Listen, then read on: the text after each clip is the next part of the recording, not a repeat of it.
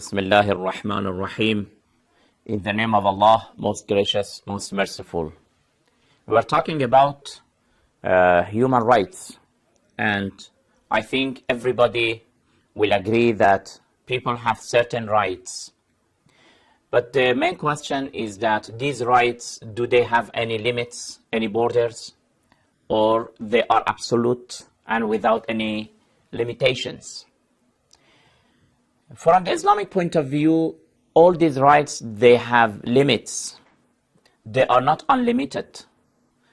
For example, we have the right to live. The right to life is one of the fundamental rights. Any person who is alive, he has a right to live. This is a fundamental and basic right. But is this right absolute? I mean that can I live at any price, even if I deprive my friend to live? Or no, there are some borders. When we look at the verses of the Holy Quran, we see that these rights, fundamental rights, they have borders and limitations. Look at chapter 6, verse 151. The Holy Quran says, وَلَا تَقْتُلُوا النَّفْسَ الَّتِي حَرَّمَ اللَّهُ. And you do not slay the life that Allah has decided sacred. Up to here. It means that Allah subhanahu wa ta'ala has created any person, and that person is living and his life is sacred. Nobody is allowed to endanger. إِلَّا بِالْحَقِّ. There is an exception. Unless save in the course of justice. So you see, the Holy Quran says that the right for a person to live is very holy, very respected. It is one of his fundamental rights, but it has a limit. If it goes beyond the limit and the borders, then that life will not be respected.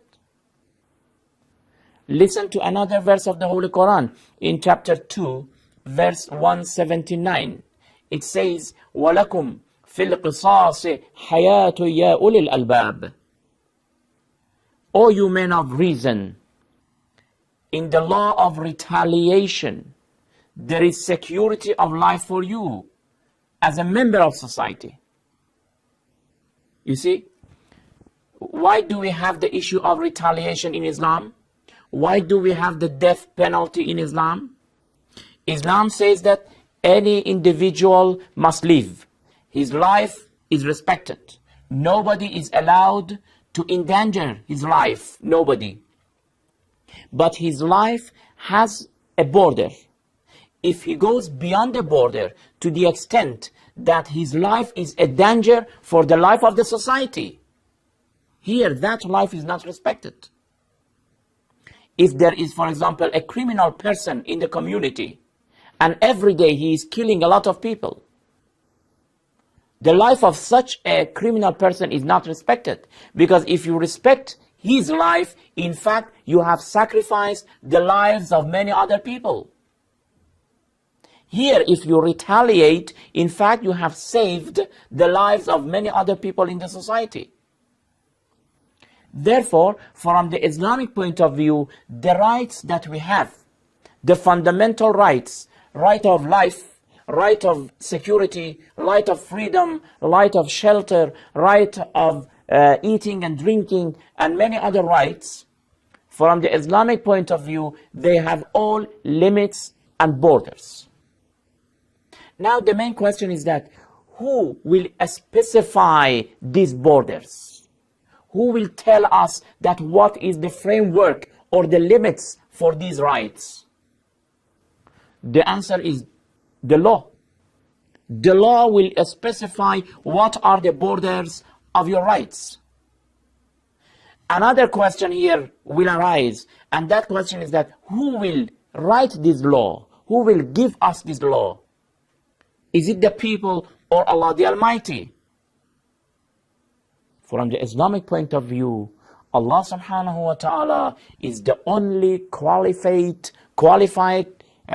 existent that is allowed to grant human beings these laws. This is why we believe in the divine law, in the divine legislation.